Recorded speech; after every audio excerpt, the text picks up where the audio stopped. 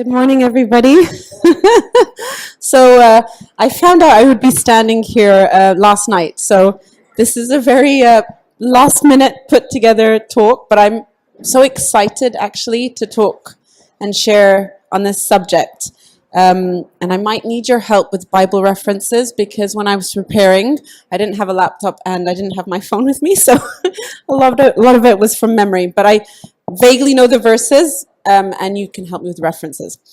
So we're talking about from the abundance of the heart is our mouth speaks. So from whatever is inside your heart is what words will make the words that come out. So I want to tell you a story, true story, something that happened to me last week. And it may seem very insignificant, but to me it was actually very significant. Did anybody do any Black Friday shopping? Now it's Black Friday week and Cyber Week. It's not even Cyber Monday anymore. So I did.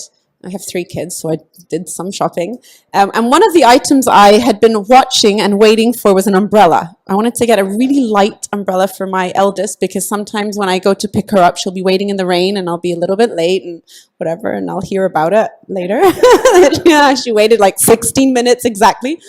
Anyway, so there was a specific, very ultralight umbrella that I have been watching on the internet, waiting for it to go on sale. So it went on sale from a department store. So I ordered it, and I went to go pick it up because there was a shipping cost. So I was like, no, defeats the point of saving money. So I went to go pick it up from the department store, and when I waited, these long lines and whatever, and so when I got there, she gave me the bag and I was about to sign for it. And I thought, let me just have a peek at the umbrella. So I opened the bag and I looked at the umbrella and I found it was missing the case.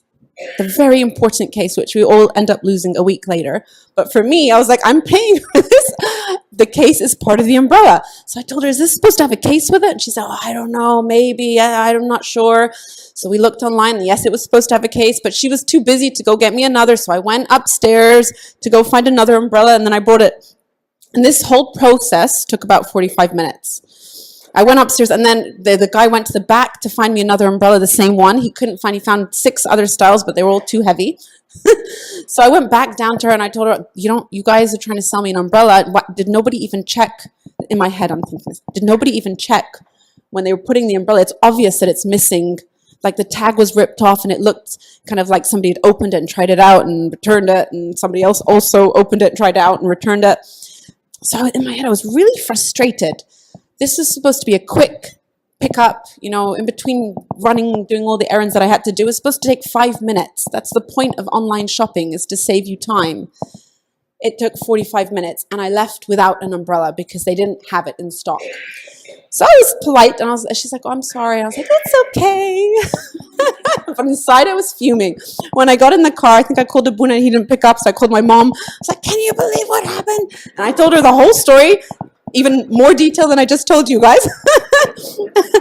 And she's like, oh, it's okay. It's just an umbrella and whatever. And then she called me back like the next day and she said, Mary, are you okay? I was like, what? Yeah, I'm fine. Why? What do you mean? Are you okay? She said, that's not like you to get upset about something so trivial, an umbrella case. I think it was like $6 off. It wasn't even a big deal or whatever. And she's like, are you okay? That's not like you. And I said, but Mommy, I didn't say anything rude to the lady in the store. I was very polite, actually. I'm quite proud of myself. I was very, self-composed, and I didn't say anything rude or snarky to her. She said, but that's not like you to get angry with somebody, even in your heart. So I thought about it, and I was like, she's right. Like normally, for me, things like that don't ruffle my feathers too much because, it is what it is. There must be a reason for that. And this is what we're talking about today. We're talking about from the abundance of your heart, it will make what comes out. It reveals what's inside your heart. We can actually read the passage in Luke. There are Bibles in the pews in front of you. Let's open them and enjoy them, seeing as we have them. So Luke 6, I believe. Oh, hold on. This is where we're going to go a little bit funny with the references. If I make a mistake, you guys help me, please, with your phones.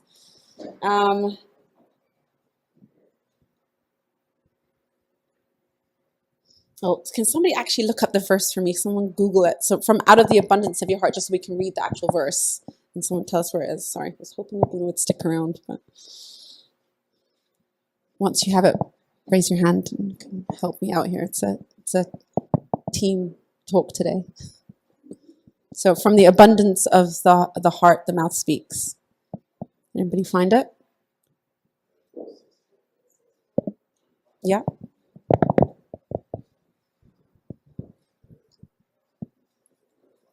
It's okay. Whoever has it. You can shout it out even if you don't have to use the microphone. Yes, just the verse. From the abundance of the heart, the mouth speaks. Thank you. Yeah.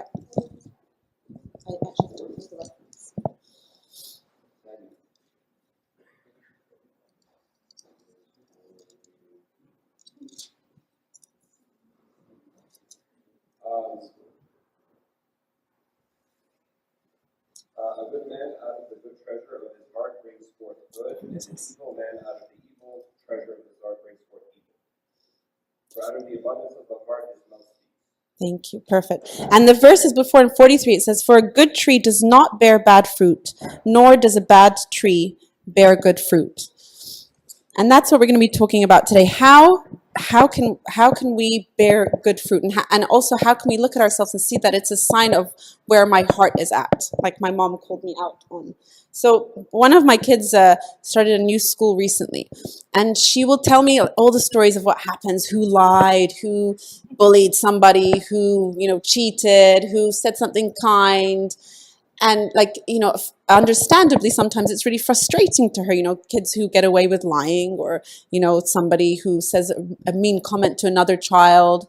She'll find it really frustrating. And she'll be, I don't understand, why is everybody behaving like this? And it's exactly this verse, that from the abundance of the heart, the mouth speaks. And in kids, especially, kids have no barriers. They don't hide anything. They have no filters. It just all comes out. Adults are a little bit better at filtering and hiding it, and maybe saying those things like I did inside our head, but it doesn't come out. But it's still in there, and it still has an effect on us without us realizing. Let's open Proverbs 4, verse 23. Please. Who would like to read that for us? Proverbs 4, verse 23.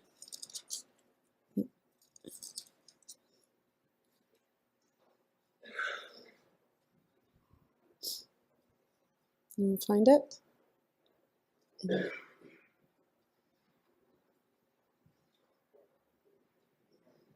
I'll read it, because maybe it's people don't want to read out loud. But so Proverbs 4, verse 23. Keep your heart with all diligence, for out of it spring the issues of life. And this, you will see this throughout the Bible. And Jesus, when he came and he berated the Pharisees and the scribes for telling them, you guys, you do everything outwards that looks really good. But the inside, the cup, you need to clean the inside of the cup. The outside looks nice and shiny, but the inside is filthy. And as Christians, we have to be so careful that we don't look on the outside like we're doing everything perfectly. We come to church, we attend this spiritual conference, we, did this ministry, but the inside of my cup is full of filth. And only you will know that. Only you, between you and God, will know what is inside your heart. My kids, again, you're going to hear a lot of stories about them. So these days we have Netflix.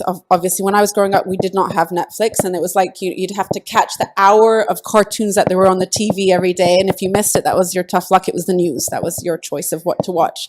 But for our kids, they have Netflix, so they can watch back-to-back anything, and it's like a candy store. There's so much choice. So my kids went through a phase of watching Fancy Nancy, which is, I don't know if anyone's heard of Fancy Nancy. This is a really fancy little girl who's got bright, ginger hair and wears these frilly skirts and speaks odd French words here and there. And she's really sassy. So my kids were watching it for maybe 3 weeks, and then I noticed that they started to answer back to me. Like, Mommy, no. And say things like that to me. I was like, where is this coming from? Is this coming from school? And usually when they're watching TV, it's because I'm busy doing something else. So one day I just happened to sit down watching Fancy Nancy with them. I was like, oh my goodness. They are becoming Fancy Nancy, my kids. And so we stopped watching it and told them, no way, that's it. End of Fancy Nancy in our house, even though it was really cute. So whatever garbage in, you've heard this, garbage in, garbage out. Whatever we fill ourselves with without even meaning, like I know we'll say, oh, that thing's not going to affect me in any, whatever we fill ourselves with is what will come out. And God calls us to bless the people around us. And that is impossible if we are allowing all of this negative garbage to come in, to fill my heart with that from all, like, you guys maybe learned about opportunity. I learned about opportunity cost in economics GCSE when I was like 16. But so opportunity cost is everything costs something. So if you make a decision to do one thing, that is at the cost of doing something else. So I choose to watch 3 hours of Netflix. That is at the cost of doing something else. Nothing is free, even how you spend your time. So again, the same thing with your heart. Whatever we choose to put in our heart, there's a cost for that. There's something else I could be putting in my heart instead. And it shows. It shows. I feel like, maybe you've heard stories of like Pope Cornelius when people would go for communion, and somebody who really should not be having communion would line up and have communion. Like, in Egypt, I don't know who's been to church services in Egypt. It's like 20 times the size of our church, and you really can blend in, and the priest is like giving communion like robot like that, because there's so many people lining up to have communion. He's got to be really quick.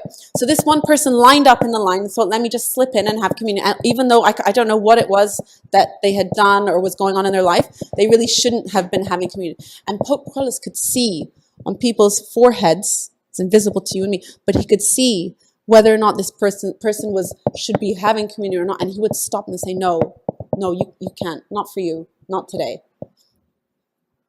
And I really believe like the holiest people are able to see this in all of us. Like they could look out in this crowd and they can see whose heart is full of holiness, full of everything that is beautiful and everything that is good. And they can see it in each other too. And also what I'm learning is, yes, none of us are perfect. I am not saying that you need to quit Netflix or anything like that. But let's aim at just a little bit higher than where we're at right now. Let's aim to fill our hearts just a little bit more with God, and it will show. It will show. The more space you make for Him, it will show in the peace that you have, in the effect that you have on the people around you. Like the more we fill ourselves with Him, the more your face will shine. Like Moses. When Moses went up the mountain, climbed the mountain, spent 40 days there. And he came back, he didn't realize this. He came back down the mountain, his face was shining. People couldn't even stand to look at his face because it was so beautiful and so bright just from being in the presence of God. And that is true for every single one of us who's sitting here. Every time you spend 5 minutes with Him, 5 minutes, your face changes in a way you cannot imagine. And a healing of your soul happens, healing of your hurt. And you know what? A lot of the negativity that comes that we find in our hearts is from pain, is from suffering, it's from difficulties that we've been through. So we can't pretend that that doesn't make a difference. But He's able to heal that. He was able to heal people who had who were hemorrhaging, who were paralyzed, who were dead. For Him to heal a broken heart or a hurt heart that has a lot of pains, has suffered a lot, He can do that for sure. For sure. There's a beautiful part, I don't know where it is in the New Testament, but Jesus is sitting talking with people. And then suddenly he says, he shouts out, I love this part. And I think it's a quote from Isaiah also. He shouts out, "Ho! Anybody who's thirsty, come. Anyone who's thirsty, come." The reason He came, we're celebrating at Christmas, the reason He came is because He wants to fill our hearts with His, I'm not eloquent enough, and I don't have the words to capture the essence of how fabulous He is, and how much when we let Him truly come in more and more and more in our hearts, how much, I don't want to keep repeating the same words, how much of heaven will also come. Like it says in the New Testament, the kingdom of heaven is within you. The kingdom of heaven is, I never used to understand that. Saying the more you open yourself to God, the more the kingdom of heaven. We don't need to wait till we die and go to heaven to experience heaven. The kingdom of heaven is already within you. The more we open ourselves and give him a chance. He says, oh, all who are thirsty, like he is saying, all who are thirsty, come. I am the living water. I love this story, which we've heard so many times, the story of the Samaritan woman by the well. And Jesus, with his disciples, is going, and he goes out of his way, and then he waits by the well. He tells his disciples, you go into the town, Samaria, where they would never like to be seen, like quote dead in this town because they're enemies. But he said, go to the town, get some food. So he waits by this well. He is waiting because his heart is looking for this woman. What's her? Fotini is her name. He's waiting for her. She comes. This woman who's been married or been with 5 different men, is an outcast, is going in the middle of the day to fill her jug of water in the boiling heat in the desert because she doesn't want to bump into anyone. She's an outcast. She probably is, like in pictures, in icons, she looks very nice, but I'm sure that's not what she looked like in real life. I'm sure if you think of somebody who's the most, you see people in downtown all the time who look like they are, who are homeless and who are struggling and who are drug addicts. They don't look like the people we see in the icons. She probably looked a little bit like that. She probably was not wealthy. She probably had very vulgar language. She probably was unattractive in any human way of speaking. And she probably, if anybody spoke to her, and same with him, anybody spoke to her, she probably answered and barked back at him in a really rough way because her heart was empty and full of hurt and pain, full of it. And he was waiting by the well for her. In his heart saying, oh, all who are thirsty, come. And she's coming to fill her jug with water. And he says, I am the living water. I will satisfy and you will never thirst again. And he's saying that to each one of us who are sitting. But we are so distracted, myself included, so distracted that we never sit and let our jug or our heart be dipped in the living water, who is waiting to heal and to fill us. And when he fills you, it says, I don't know the actual reference, but most beautiful thing, it says, you will become fountains of living water. You, every single one of you sitting down here, will be a fountain of living water. So my daughter, who's in this school, who, she's seeing all these, not so nice things happening around her with the other kids being mean to each other or, whatever, and a lot of them are worried about exams and worried about, and my mom was telling me this actually, to tell her that you are a child of God. You are sent as a missionary to this place full of people who are also like you, hurting, and God makes you a fountain of his living water.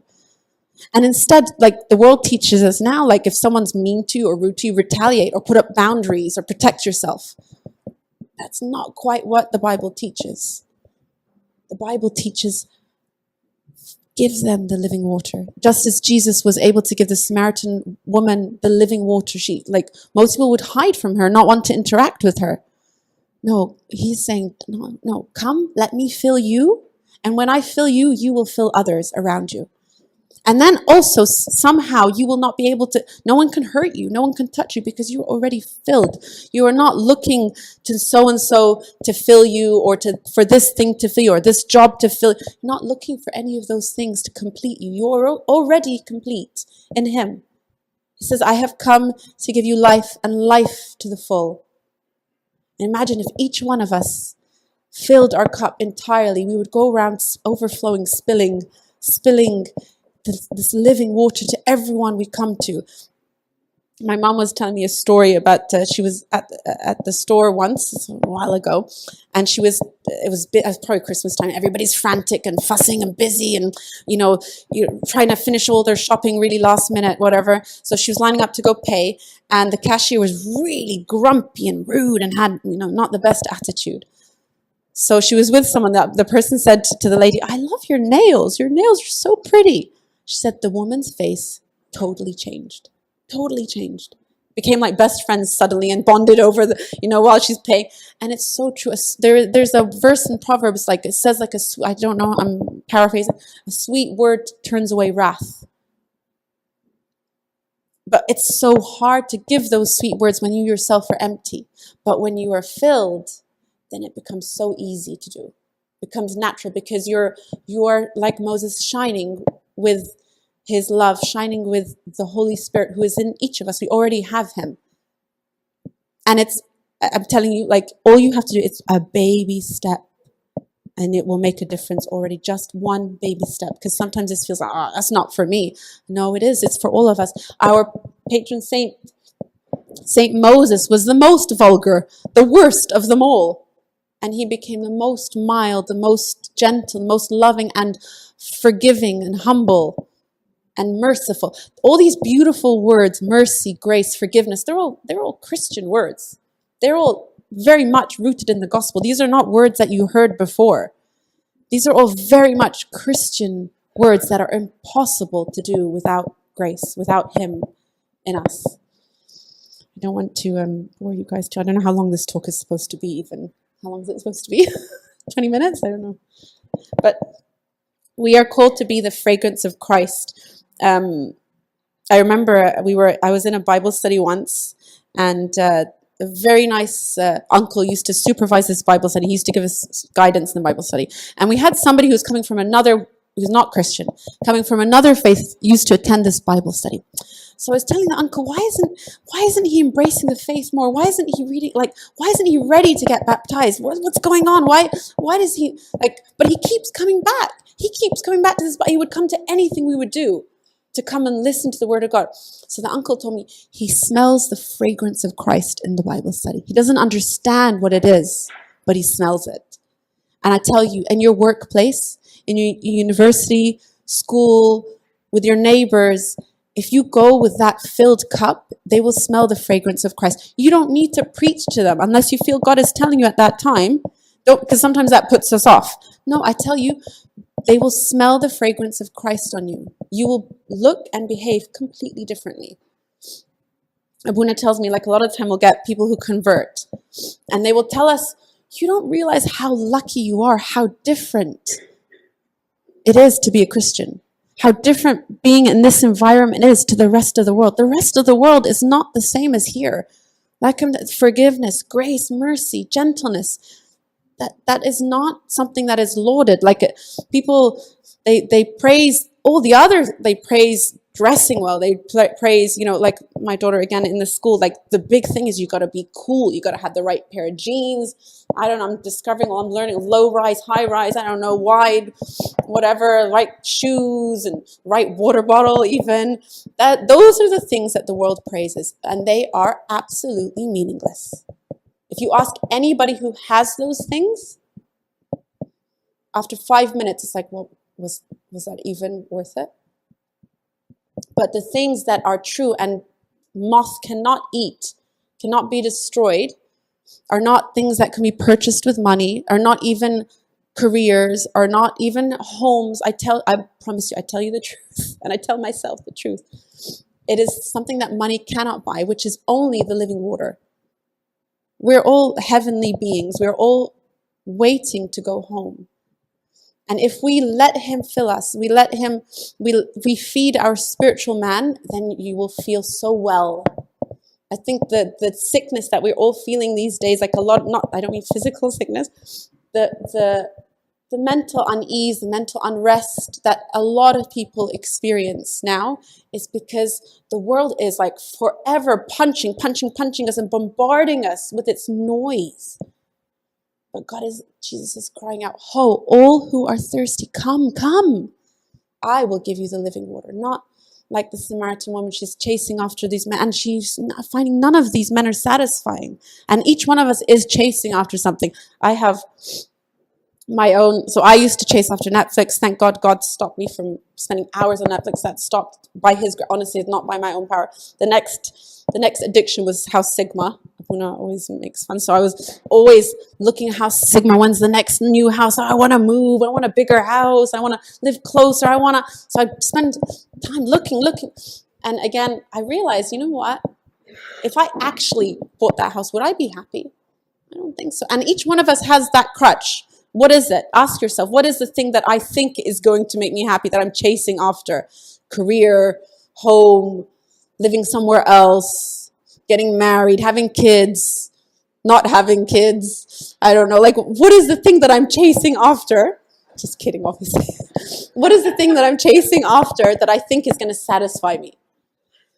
Because I promise you and myself that it's like it says in Ecclesiastes, grasping after is beautiful. The book of Ecclesiastes is lovely for our time to read. It's a very short book, very, very short. It's like a couple of chapters long. It says all of it is chasing after the wind, is grasping after the wind. You can't catch it. There's no way. All these things that we think will catch it and make us happy, it will not. It's grasping after. It's a what do they call it? Mirage, hallucination. It's nonsense. Like I look at my kids, how they dress now. What era was it where they used to wear the wide leg pants? 60s was it? Or I don't know. It's like a cycle. It's gone round again. It became like totally unfashionable. Now it's like really fashionable again. I mean, really. I'm not like, wear your wide leg. I bought myself some wide pants on Black Friday, but I'm not saying there's anything bad about it. I'm just saying if that's where we think our joy will come, it's not going to come from that. The last thing I want to say is, it's beautiful here actually. Luke 6:38. This is the last thing because I think I've gone over, I'm not sure. So Luke 6:38. It's beautiful. The whole chapter of Luke is very, very lovely to read. It talks a lot more about this, but I'm just skimming. So Luke 6:38, he says, "Give and it will be given to you, good measure, pressed down, shaken together, and running over will be put into your bosom. For with the same measure that you use, it will be measured back to you." It's saying, give generously. Give, dare I say, wastefully.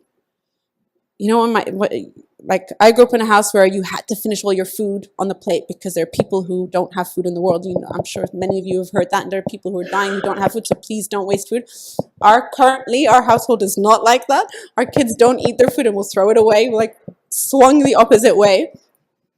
You know, and we're living in a culture now where we're trying to be aware of the climate and green and not be wasteful, you know, like reusable this and reusable that. I'm very careful with my Ziploc bags and whatever, try and use Tupperware. Trying to be, yeah. But this is something that you have permission to be wasteful in because it is an unlimited supply. Unlimited, and ironically, like it says here, if you give and you give abundantly, you will get tons more. It's the opposite again of the world. The world is the total opposite of that.